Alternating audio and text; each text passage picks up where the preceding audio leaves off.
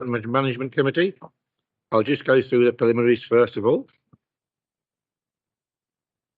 The meeting this evening will be live streamed meeting to the public.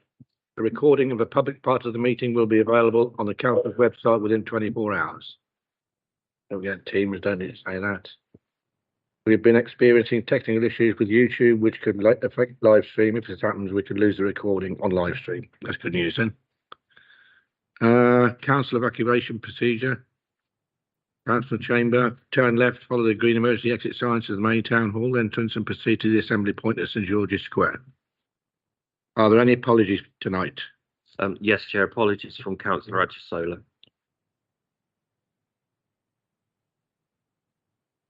Minutes of the previous meeting. Okay to sign those? Yep. Section 106 Local Government Finance Act. None that work, yeah. Disclosures of interest. Disclosures of interest. I'm not sure if I have to declare interest, but item number 10, I'm a director of Vauxhall Homes. Thank you, Councillor. It's not a Vauxhall scheme, is it? It's a Luton Borough Council scheme. Vauxhall aren't involved at all. That's my understanding. Luton Borough Council scheme. Yeah, so thanks for asking, but no, because it's not their application. Okay. Okay. No urgent business. So we'll go straight onto the agenda. References from other committees or other bodies, none that we're aware of. So we'll go on to agenda item 7. Do hello Ely Way Luton. Now we already dealt with this last time, and I'll just ask Nyla to just do a brief summary and then ask any questions by members who visited the site if they got any comments to make. Okay, Nyla, over to you. Okay, thank you, Chair. If you can just quickly go through the slides. So the application site is a detached dwelling that's going to be demolished and replaced by a larger 2-storey building to provide 5 flats. This is a site layout plan showing the building, the car parking and the amenity provision. Next slide, please. These are just the floor plans of the flats, ground floor and first floor. Next slide, please. And these are just the elevations of the front, rear and side of the development. The application site consists of a detached property, which is going to be demolished to accommodate the new development. The surrounding area is a mixture of detached and semi-detached 2-storey houses of modest size and scale. The proposal is seeking to demolish the existing building and erect a 2-storey building to provide 5 flats, 4 2-beds and 1 1-bed with associated car parking and amenity space and landscaping. As set out in the report, paragraphs 15 to 19, the principle of the additional residential development on the site is considered acceptable as it complies with the objectives of policy LLP 15 in that it provides an increased number of family dwellings on a site for which there is a recognised local need and does not result in an over-intensive and cramped form of development. In light of the foregoing, the principle of residential development on the site is considered acceptable. In terms of the impact on the character and appearance of the area, the site is located within an area that consists of mainly residential development comprising of a mixture of 2-storey pitched roof detached and semi-detached dwellings of modest scale and limited space about the buildings. The current scheme, which has been subject to pre-application discussions, has been reduced in scale and revised in design to address the impact of the development on the appearance of the street scene and the amenities of the adjoining occupiers. The revised block now has active frontage facing Ely Way with 2 flats being accessed from the front elevation, and this differs from the original scheme, which sought the main entrance in the east flank elevation, similar to the existing arrangement on the site. The scale of the building has also been reduced and modified to appear from the front like a pair of dwellings similar to the properties further along Ely Way. The design has also been modified to introduce a pair of gables at the front, detailing above windows, again replicating the design of the neighbouring properties to ensure that the development in terms of its appearance sits more comfortably within the context of the surrounding building built form. Although the scale of the development is larger than the original building on the site, owing to the reduction in the footprint of the development and the overall plot size, the proposed building would not appear cramped or overly large within the plot. The revised scheme is therefore considered not to harm the appearance of the surrounding area. In terms of the effect on the amenities of the adjoining occupiers, as set out in paragraphs 32 to 40 of the report, it considers that the impact of the development on the adjoining properties, in particular Ely Way, as set out in the report, to reduce the visual impact of the development on these properties, a number of amendments were sought to the scheme, including a reduction in the footprint, revising the siting so that it sits further away within the sits further forward within the plot, amending the layout and altering the design. All of these changes combined with the spatial distance between the site and these properties means that the visual impact is not considered to be materially harmful. With regard to additional noise and disturbance, again, given the reduction in the number of units on the site and the distance and relationship between the site and the neighbouring properties, the impact is not considered to be harmful. Based on the foregoing and the report, whilst the development would have some impact on the amenities of the adjoining occupiers, the overall impact is not considered significant or materially harmful to warrant a reason for refusal. In terms of living environment, again, as set out in paragraphs 33 to 38 of the report, owing to the internal layout, internal floor area, and the level of amenity provision provided, the overall living environment created for future occupiers is considered acceptable. Transport and parking, the revised parking layout shows 9 parking spaces for the development, which accords with current adopted maximum parking standards for the development. Furthermore, the local highway authority have reviewed the submitted details and have raised no objection to the scheme on parking and highway implications. And therefore, it's considered that the scheme raises no major parking or highway implications. To conclude, based on the foregoing and the committee report, the proposal is not considered to have a harmful effect on the character or appearance of the surrounding area, nor the amenities of the adjoining occupiers, nor does it raise any major highway or parking implications. On that basis, a conditional approval is recommended. Thank you, Chair. Thanks, Nyla. Any questions by members who visited this afternoon? Yeah, Farouk. I know we took a visit this morning. Have we put condition on the trees at the back where the car parks spaces are?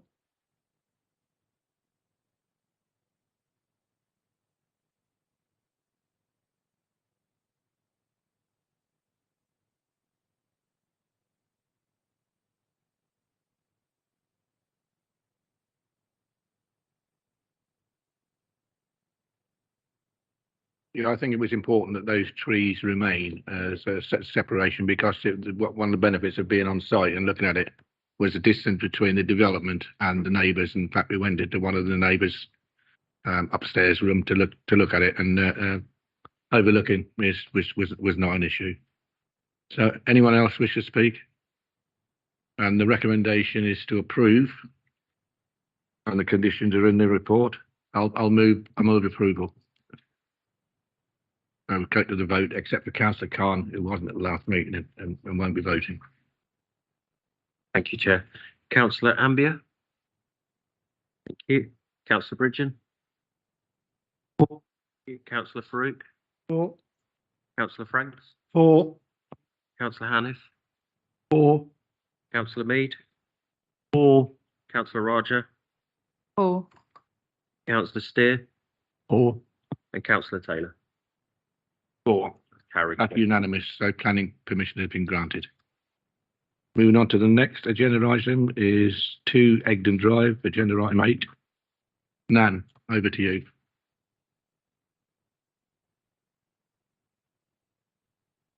Yes, good evening, members, chairs. It's for item 8 to Egdon Drive. There's an update report for amending the wording of condition 5, 7, and 9 and removal of condition 10. And this has been circulated. And the application seeks full planning permission for erection of 2-story side, single-story front and rear with full roof line after demolition of the part 2-story side extension and the rear dormer above it. And the application has been called to the committee because it received more than 4 objections. And the applicant side is a 2-story. It's a 2-story and semi-detached dwelling located on the south side of Egdon Drive, which is residential in character. The site benefits from a partial paved front drive, attached garage, and a large rear amenity area. And Sherborne Avenue is located to the west of the applicant's site with their rear boundaries joining the western boundary. And the street level decreased slightly towards his western and southern directions. And the current scheme was received following a recent enforcement inquiry for unauthorized loft conversion. This is the existing floor plan elevation as built right now. A hip to gable and roof alteration with rear dormer window has recently been constructed. And then the rear dormer window extends beyond the original roof plan and then above the original two-story set element. And then the set element also been bricked up to the eave level to support the dormer extension. The development above the set element is considered to be an uncharacteristic in the area and result the dwelling have an incongruous appearance. And the proposal is seeking to correct this by demolishing the part two-story side element, which has been shown in the red circle, and then to demolishing the part two-story side element and the rear dormer above it, and replace it with a more traditional two-story set extension. And this is the proposed floor plan and elevations.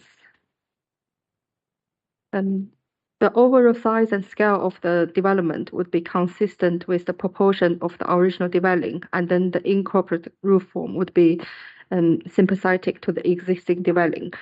To comply with the latest local plan, the first floor set element will be set back from the existing front elevation by a meter with a lowered roof ridge to provide a sufficient level of subordinations. The proposed development will replace the existing unsympathetic two-story set element and the dormer window above it. So overall, it's considered the current scheme will be compromise a more sympathetic and auxiliary addition to the host dwelling, and it will enhance the appearance of the street scene and then comply with LRP 19 and 25. The extension to dwelling should be in keeping with the scale and design of the original and neighbor properties, and then the development would enhance the character of the area. And in terms of the implication to the adjoining occupiers, the application was notified for 10 adjoining properties, and then 5 objections and 1 anonymous comment was received. The main concern raised by the objectors were related to the design, scale, character of the development, and in terms of loss of outlook, loss of light, visual intrusion, and loss of privacy, and noise and disturbance, and health and safety concerns during construction, as well as the unauthorized work being constructed on site without planning consent. And giving to the design and location of the development, and the only property that would be implicated by the application will be number 4 Acton Drive and 26 and 24 Sherborne Avenue. And number 4 Acton Drive is adjoining part of semi-detached property, which has no development to its rear. And the single-story rear element will leave a 4-meter deep single-story flat roof being built. Given the size and scale of the development, orientation, and then being a single structure and with a flat roof, although the development will be visible from the rear window of this property, the outlook still remain towards the rear garden. Therefore, the overall impact in terms of loss of light, loss of outlook, and visual intrusion is considered at acceptable level. And number 24 and number 26 Sherborne Avenue, a pair of semi-detached property located to the west of the site. Due to the street level difference, this property are sit on a slightly lower level, and the distance between the facing elevation will be retained at more than 20 meters.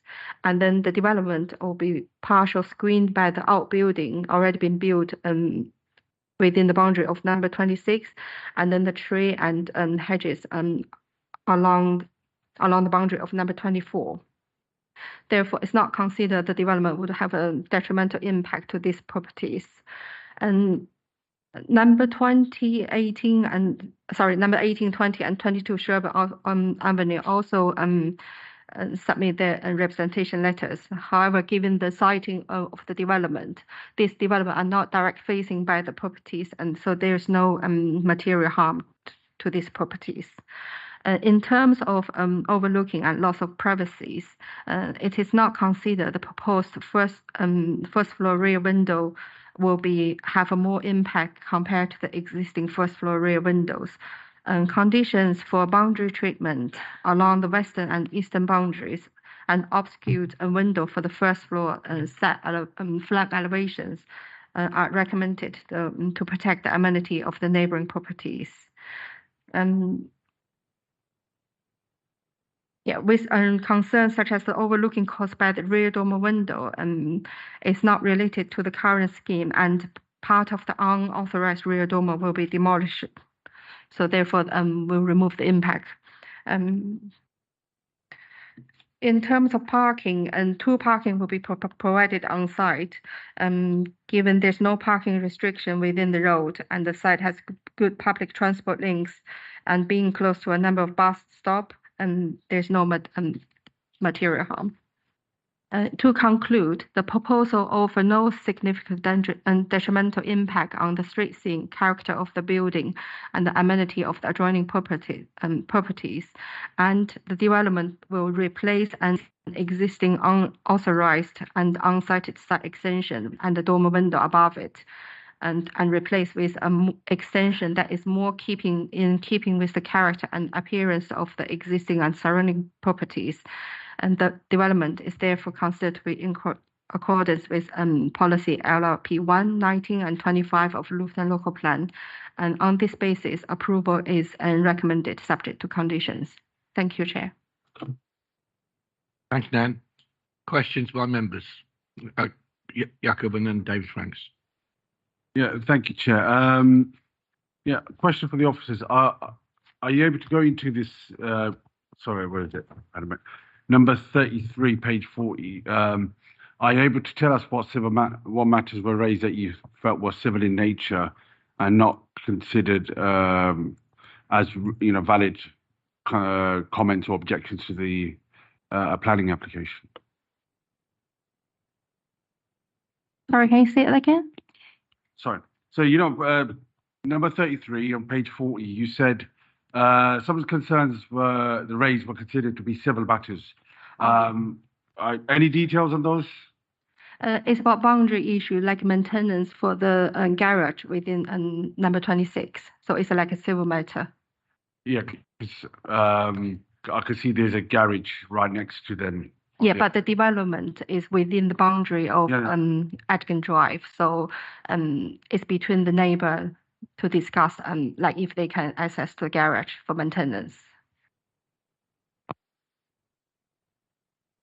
Thanks.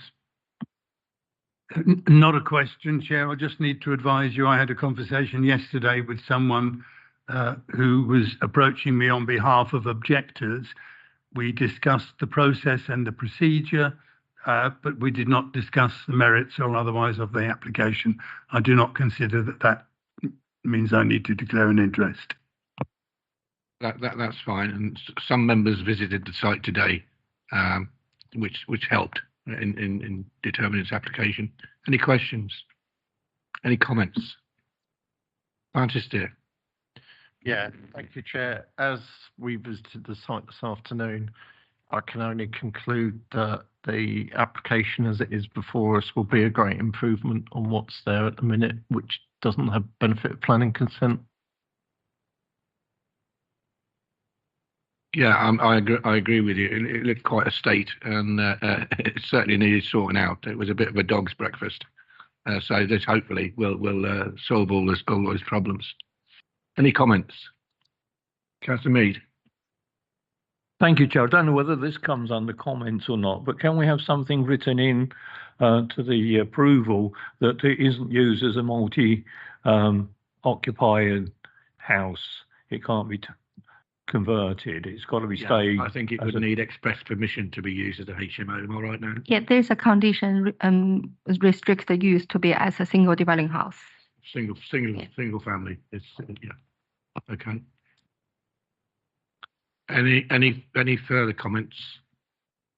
Then the recommendation is to approve. I'll move approval subject to the conditions. Second, Chair. We go on to the vote now, Mark. Thank you, Chair. Councillor Ambier, Councillor Bridgen, 4, Councillor Farouk. Yep. Thank you. Councillor Franks, 4, Councillor Haniff, 4, Councillor Mead, sorry, Councillor Khan, 4. Councillor Mead, Councillor Raja, 4. Councillor Steer, 4. Councillor Taylor. 4. It's unanimous, Chair. So that's unanimous, so planning consent has been granted. Okay, we go on to the next item. At this rate, you'll be there before kick-off. And Clive as well. Clive's got his ticket, so he keeps elbowing me now and again. Okay, next one is London Business Park, Dencora Way. Olivia. And we've also got Keith Driver. Are you? I'll call you up when the officers finish the presentation. Okay. Chair. Good evening, members. This application is at Unit 1, Sundon Business Park on Dencora Way. It seeks planning permission for a change of use from Class B8 to flexible use of Class EG3, B2 and B8. The application is subject to minor amendments to Appendix 1 of the report relating to the wording of conditions 5, 6 and 7. A site notice was displayed, a press notice was issued and 14 neighbours were notified. One objection was received to date, which has been summarised in Appendix 3 of the report. The application site is located within an industrial area known as Sundon Business Park to the west of Sundon Park Road. The site is within a Category A employment area occupied by a mix of light industrial warehousing and commercial uses. The site is currently vacant. The proposal is seeking planning permission for the change of use from Class B8 to flexible use of Class EG3, B2 and B8. The proposed uses will cover industrial processes falling within Class E, as well as general industrial uses and storage or distribution under Class B. The change of use will accommodate the prospective tenant SKF, who are relocating from a nearby site. SKF is the leading manufacturer for rolling and ball bearings, and their first site outside of Sweden was in Luton historically. They are now downsizing, and the proposed flexible use of the site will enable them to maintain operations within Luton by occupying this unit and continue employment for approximately 20 employees. Next slide, please. The change of use will cover an internal floor space of 1,478 square metres across 2 floors. The expanded use of the building will support its occupation within the Category A employment area. There are no external changes proposed to the building, and the proposed floor plans show only internal alterations, which does not require planning consent. There is no change in the design, scale, layout or access arrangements of the building. The existing cycle storage, parking, landscaping and boundary treatment will be retained. The development supports the local economy through the provision of 20 employment jobs in a Category A employment area, which is protected for the uses proposed under this application. The site is surrounded by a mix of industrial buildings, and the proposed uses are consistent with the broader commercial and industrial character of the area. Although no external changes are proposed to the building, the site will be put back into use, and this may result in external lighting being required for their operations. Whilst the building is within the industrial area, it is located opposite the residential properties along Sundon Park Road. An objection was raised regarding light pollution from a security light. This has since been turned off with the intention to move or redirect it by the applicant. A condition has still been included for an external lighting scheme on the building's exterior to manage any future lighting on the building. The site is within an established employment area, so some level of noise is already expected, and the proposed uses are consistent with the industrial nature of the building. The noise impact assessment and soundproofing of the building is estimated to keep noise levels within acceptable limits for the residential areas to the east.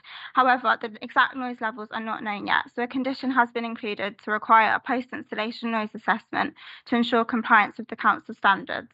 With these measures in place, the proposal is not expected to negatively impact neighbouring residents in terms of noise, light or privacy. A transport statement was submitted with the application discussing sustainable travel to the site, accessibility, active travel and minimal impact on traffic. The site is very well located with public transport nearby.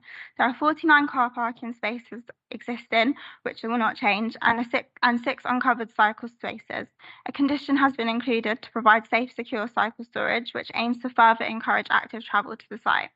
The local highway authority have reviewed the submitted details and have raised no objection to the scheme. To conclude, the proposal is not considered to have a harmful effect on the character and appearance of the surrounding area, the amenities of the adjoining occupiers, or raise any major highway and parking implications. On that basis, a conditional approval is recommended. Thank you, Chair. Thank you. And I've got a copy of the amended wording of the conditions 5, 6 and 7 also. Okay. Keith, you want to come forward and switch on a microphone? And you've got up to 5 minutes to speak, and members may wish to ask you questions when you've finished. Okay? So ready when you are. Committee members, thank you for the opportunity to present our proposals to you. My name is Keith Driver. I'm the property manager of SKF in the UK. I'd just like to present you this evening just three key points. First being background to SKF in Luton, the requirements of SKF as an occupier, and the proposed change of use of Unit 1. As has already been touched on, SKF are currently located on Sundon Park Road, where the company has maintained its position as a key employer in the Luton area for many decades. Again, SKF first began production in 1911. As has been said, SKF is world leader in the manufacture of rolling element bearings, seals, lubrication equipment, serving industries across automotive, aerospace, railways, agricultural, wind and wave energy, and much more. And our products can be found literally anywhere in society. In fact, wherever there is rotation, there might be SKF bearings, seals and lubrication systems at work. We require a building that will enable us to continue our light manufacturing operations, which fall outside the lawful current use of B8 of the buildings that Unit 1 currently benefits from. Our relocation to Unit 1 will have important benefits for the borough, and it will be able to enable us to retain our railways remanufacturing business in Luton and continue our active employment of some 20 employees, in addition to relocating our UK head office to Capability Green, where further 60 heads will reside.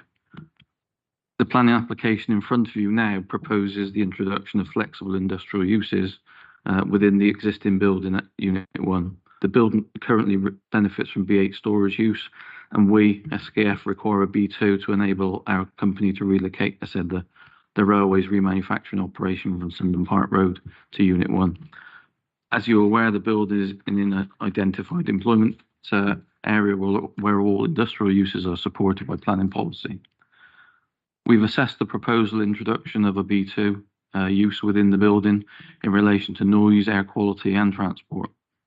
All these assessments have shown that there will be no adverse impacts on surrounding properties as a result of the change of use. We've had no recent complaints in respect of our current operations. I myself have been in post since 2011. I've not handled one. So just to summarise, approving this planning application will enable SKF to remain a key employer within Luton. We've assessed the proposed introduction of the P2 use, looking at the noise, quality and transport, and demonstrated that the change of use raises no planning issues. And your planning officers have recommended that planning permission should be granted. Thank you for your time for listening. Thank you very much. Any questions to the applicant's representative? No? That's it, you got away with it. Thank you very much. Questions to the planning officer from members? No questions? Any comments? Yeah, Clive. Thank you, Chair.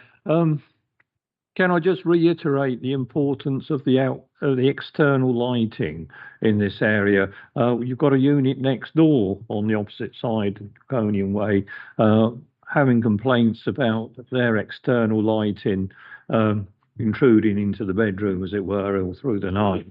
I've been trying to get something done. I don't know whether it's been done or not, but anyway, can we make sure that the external lighting points downwards more than outwards on this? And also, I see you've got noise abatement scheme, and that is followed through and ensure that the noise is kept down. At the moment, SKF Manufacturing site is away from Sundon Park Road with an office block in between the manufacturer and Sundon Park Road. So any noise that's generated at the moment is dissipated well before it gets to any residents. But this is right opposite the residential area, and therefore we need to ensure that noise abatement, especially at night, is adhered to. Thank you.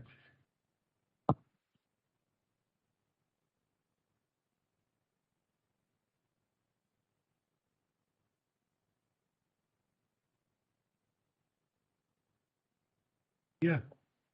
Yeah, it's conditions. They're legal conditions. Yeah, if you use your microphone, please. Any comments? No comments, and we'll move to the recommendation is to approve with the conditions and the amendments. Seconded, Chair. Vote, please. Matt. Thank you, Chair. Councillor Ambia. For. Thank you. Councillor Bridgen. For. Councillor Farouk. Councillor Franks. For. Councillor Haniff. For. Councillor Mead. For. Sorry, Councillor Khan. For. Councillor Raja. For.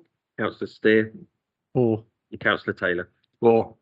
Carried, Chair. That's carried. So planning permission has been granted, subject to the conditions. Thank you very much. And we go on to the last one, which is Warled's Primary School, or land adjacent to Warled's Primary School, Warled's Bank Drive.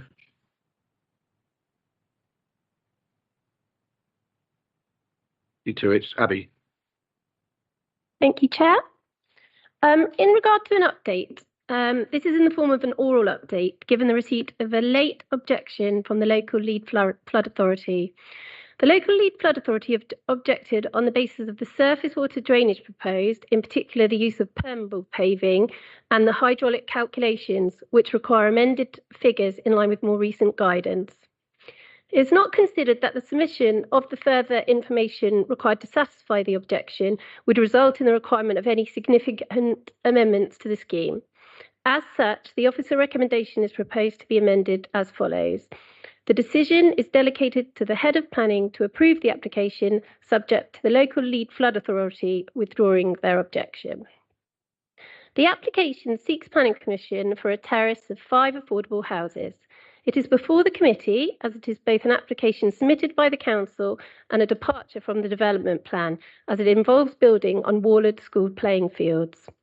The council has received no letters of objection or support from local residents following the consultation process. The houses are proposed to be 2.5 stories. There are 6 parking spaces with electric charging points, and cycle parking is provided in rear sheds. The houses will be accessed from Little Woodcroft. The housing will be finished in red-facing brick with dark grey roof tiles and grey fenestration. The development will result in the loss of a playing field. As such, policy LLP 27 of the Luton Local Plan is of relevance. Policy LLP 27 states that development will only be permitted on playing fields where development is ancillary, complementary and limited in scale, securing the efficient and effective use of the existing green space. The housing proposed in this application does not meet this criteria. On this basis, there is a clear conflict with policy LLP 27.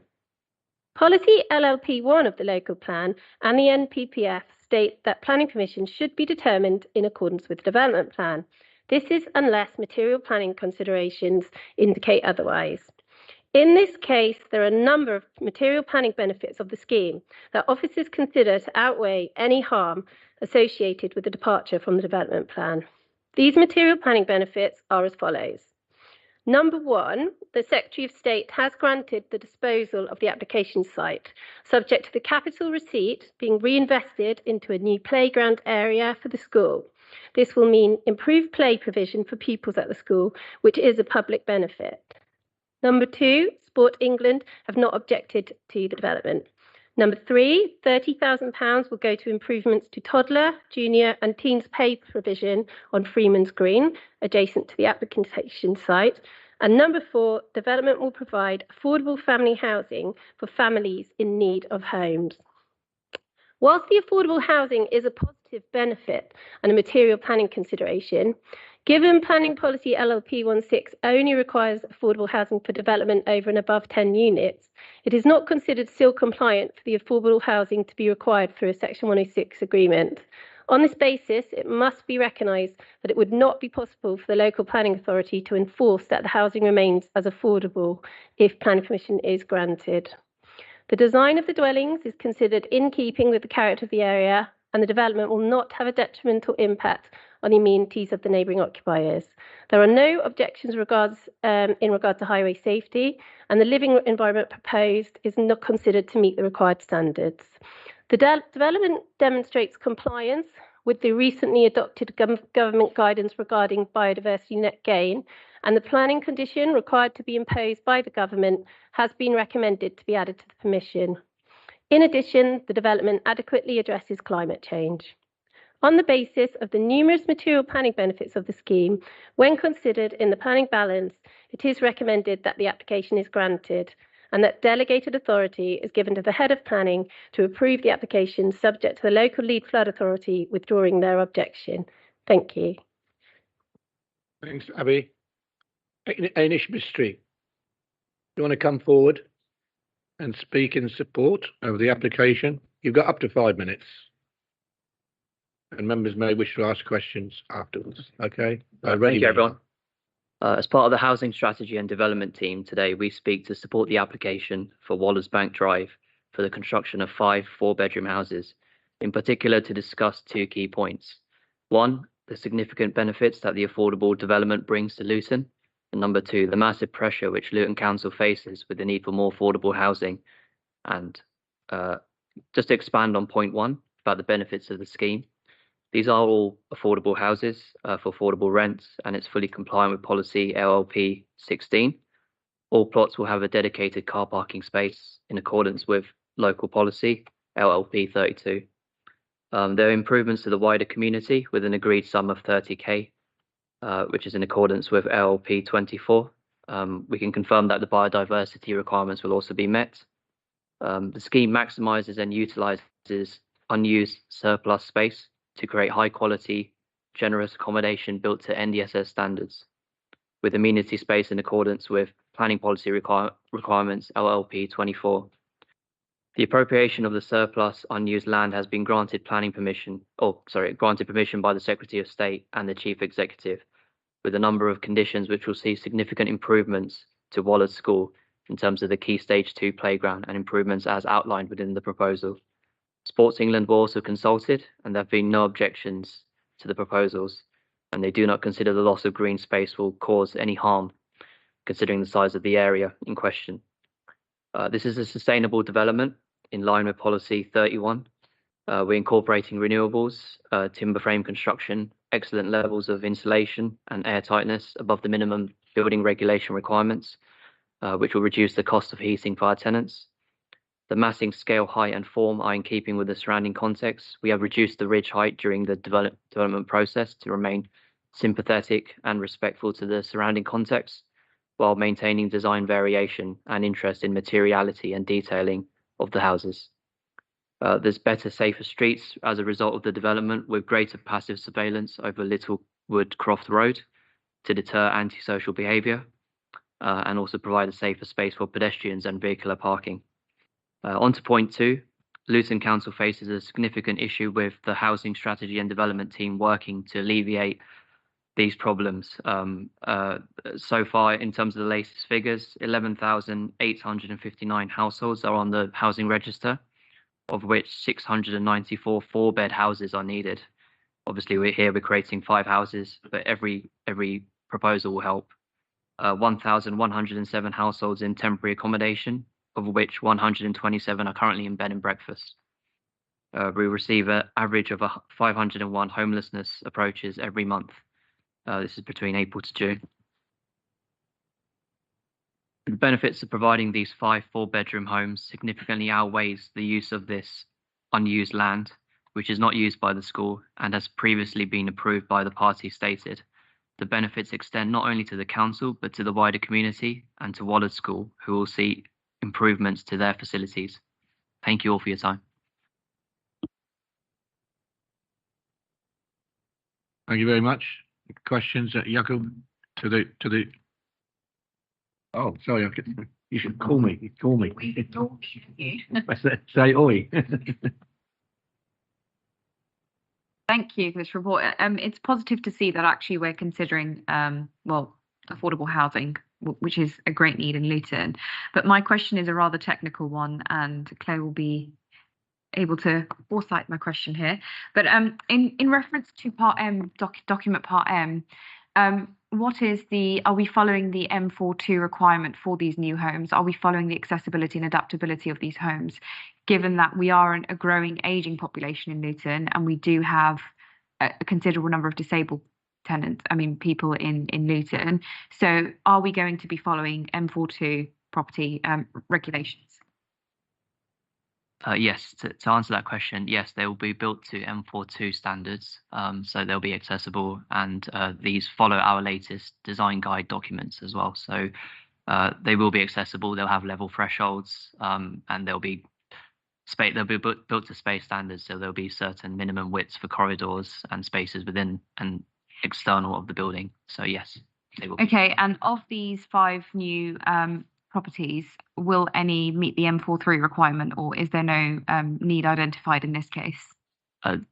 This particular project has been built to M42 accessible, so that it can be adapted. We do have another scheme which is being built to M43 standards, but this one is M42. Thank you. That's all, Chair. Yeah, if I could get everyone to refer to point 31 on page 72, the last bit of the paragraph. Could somebody enlighten me as to what you mean by that it would not be possible for the LPA to enforce that the housing remains as affordable if planning permission is required? Yes, so basically, because it's not over 10 units, our planning policy doesn't allow for us to restrict the units to be affordable through a Section 106 agreement. So whilst obviously it's been put forward that the units are going to be affordable, this won't be secured through a Section 106 agreement, which is why within the report it sort of like gives a certain amount of weight to that in consideration. But clearly there are benefits of the fact it's family housing as well, and it obviously is an application put forward by the housing team. But we need to make sure if we're putting when putting together the Section 106 agreements that it is compliant with the correct regulations, and our planning policy doesn't allow for units under 10 to be affordable in effect. So that's why it's not put into the Section 106 agreement. Yeah, sorry, follow up, Chair. Yeah, I mean, I get that because it's nice that these are 4-bedroom and it's the family homes and that, but I think it's somebody can, can we get some sort of reassurance that these 5 homes, when they're ready, will be affordable and they can't just be made and sold off for profit, to those that don't, that can afford them, so that the people that are that need to be better, make these other houses available to them, or have access to. Question: would they become part of the housing stock of the council? Yes, they would become part of the HRA stock, and they will be 100% affordable. I mean, we can apply a planning condition to honour that as well.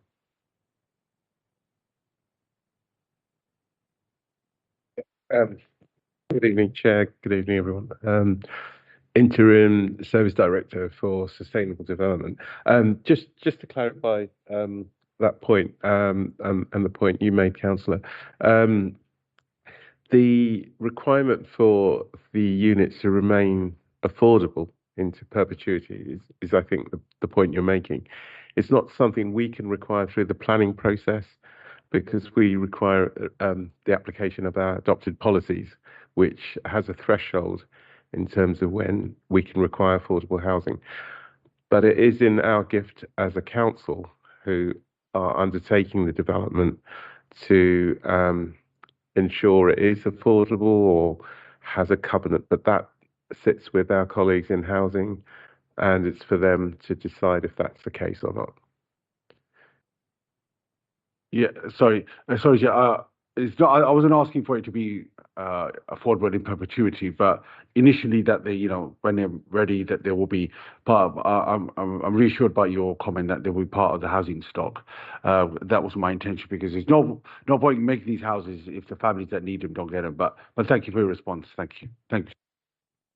I think more relevant is that they'll still be available to buy, wouldn't they not? And for the right to purchase, unless that's repealed. We'd have to look to remove that then. That's not. If they're council tenants on a secure tenancy, they have a right to buy. That's a national statutory position at the moment. Yeah, that's right, unless it's repealed. But I mean, it's so the question really is irrelevant. Yes, please. Nationally, the current requirement is that it still exists. The right to buy scheme still exists, but as we know, our Deputy Prime Minister is currently working and is making sort of commitments saying that they will get rid of the right to buy scheme eventually. So there is being work done nationally on that. So, but at the moment, as a council, that's not something that I think we will be able to put a stop on. Okay, Councillor Franks. Yeah, where, please, is the replacement open space? There isn't any replacement open space in this case. So once again, we are asked to approve a planning application from the council, where the council has chosen to ignore its own local plan, which it probably wouldn't allow for anybody else.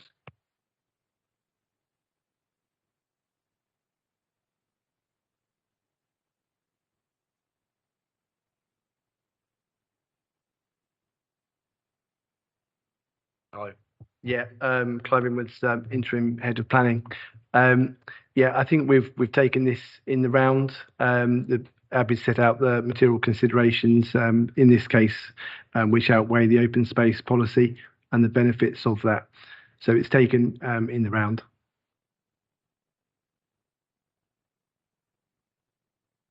I don't suppose you'd be happy with it, David, with that response, but I think it's the need for the housing overrides the loss of the open space.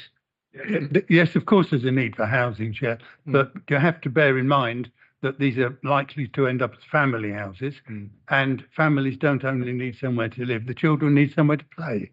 So that's why the local plan, as it currently stands, says that building on green open spaces will not be allowed unless alternative provision is made, which it isn't being. And again, the council is making an exception for itself. Yeah. Lee Bridgen. Thanks, Chair. I mean, in relation to the same point in paragraph 21, it's partially justified, shall we say, that the loss of the green space is considered justified because it's seen as surplus, but that's based on a report that is now 9 years old. The council's green space strategy review is 9 years old. So, I mean, how certain can we be that there's been no material changes to the open green space available in Northwell that could bring into question the conclusions from this review? I mean, I think that's obviously an important point. Clearly, this open space isn't being replaced, but as Clive said, in terms of the planning balance, the material considerations that are listed are considered to outweigh that harm. I think there's no doubt there is a conflict with policy LLP 27, which is why the application is before the committee. In terms of the reports, that's what we've got to use at this stage, but as I said, that there is clearly a conflict with the development plan in this application, so it's a case of making a decision as to whether or not the material planning considerations or benefits put forward outweigh that harm. Thank you. Francis? Yeah, sorry, this is going back to a question to the applicant. Why isn't the council selling the land to a housing association in order to bypass the issue about right to buy? And why is it going into the housing revenue account? So could you just repeat that, please? Sorry, I'm asking why the applicant, the council, is not selling the land to a housing association to build houses on, and therefore avoid the issue with the right to buy. Previously, the land was a disposal. However, now it's an appropriation, which was agreed by the Secretary of State earlier this year. We look to build the houses ourselves within our kind of in-house team. Purely for affordable housing. That's the strategy that we've kind of proceeded with on this occasion. But I still don't understand why the applicant doesn't sell the land to a housing association. Yeah, I think, Francis, there's not a planning. No, I issue. know it's not a. Yeah, sorry. I mean, if you want to still ask the question, you can do, but it's irrelevant. Yeah, sorry, planning. it's become complicated We because determine the applications in front of us. Yeah. No, sorry, it's become complicated because the applicant's the council, so I understood the council policy to be something different. But yeah, sorry, it's not a planning issue. Yeah, I just think the issue we start off with the council's green space strategy, and it identifies Northwell as benefiting from a surplus of green open space, and therefore no requirement to provide a replacement. That's why I look at the response report of the officer. Anyway, any further questions to the applicant's representative? I'll let him stand down now. Oh, Clive, is this to the applicant's representative? I don't know whether it is for the applicant or for our people, but the parking, will it be allocated parking? Will each household have a numbered parking lot? Yes, they will be allocated dedicated spaces for each plot. There's one space per home. Yeah. Okay, I'll let you stand down now while you can. Okay. Any further questions to the planning officer? Any comments? There being no comments, then the application before us is recommended for approval, subject to conditions. Seconded, Move Chair. that. We go to the vote, Matt. Thank you, Chair.